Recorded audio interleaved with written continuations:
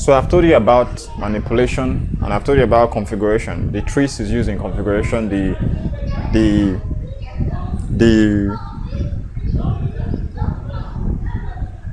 port is used in manipulation. Now the next thing you need to know about is the relationship between software registers and hardware registers.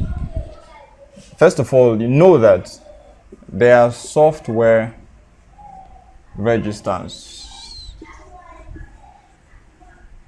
And then there are hardware ports. The software registers are used to configure and manipulate the hardware ports. I already told you about configuration and manipulation. So the software registers are used in configuring and manipulating the hardware ports. The truth is, the hardware ports is the one you can see and touch. It's a part of the microcontroller that you can actually see and touch, right? But the software registers, you can't see and touch them. They are only accessible, you can only interact with them through your C programming or assembly or whichever one you're using. And there are two major kinds of software registers that we're going to be using to deal with hardware ports. The first one is the trace, and the second one is the port. Alright? So these trace and ports are the software registers that control the hardware ports.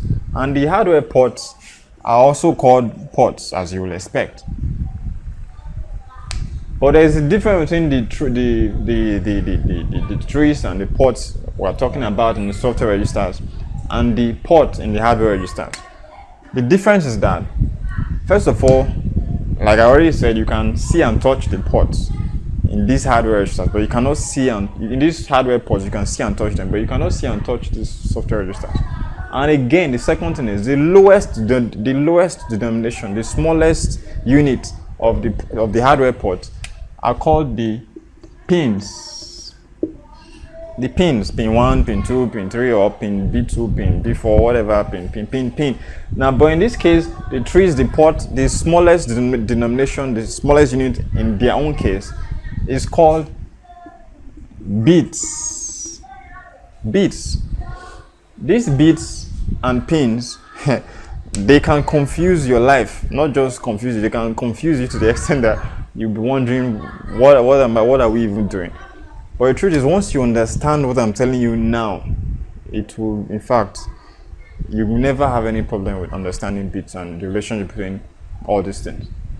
The bits, when you hear bit, when I say bits, do this to the bit, or clean this to the bit, or clear this bit, or write this bit, or do this bit, manipulate this bit, I'm talking about software registers.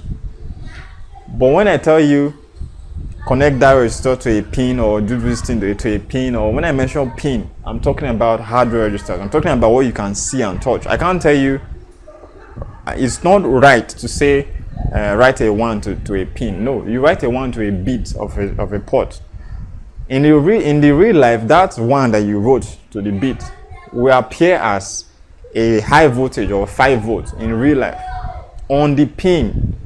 So you need to, there's a line, there's a fine line between the software and the hardware, because a microcontroller is simply, or rather embedded systems, like I've always said, it's simply a combination of hardware and software. So you need to know the line between that hardware and software. Don't use the same terms you use in software for hardware, otherwise you confuse yourself and confuse who you're talking to.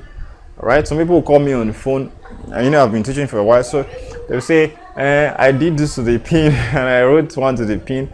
I'm like, what are you saying? Like, what do you mean? I don't get it. You say, you can't communicate properly, because one day you will have problems. I'm not praying for you to have problems, but you will definitely run into problems in embedded systems, and you will need to call somebody for help. It might not be me, it might be any other person, but you need to be able to communicate your problem, communicate what you are doing to that person before he can help you. And you need to understand the terms bits, pin, bit and pin is not the same thing. Bit, software, pin, hardware. Bit, software, pin, hardware. I don't know how to say it again. All right, now let's proceed on to the next part of of the video.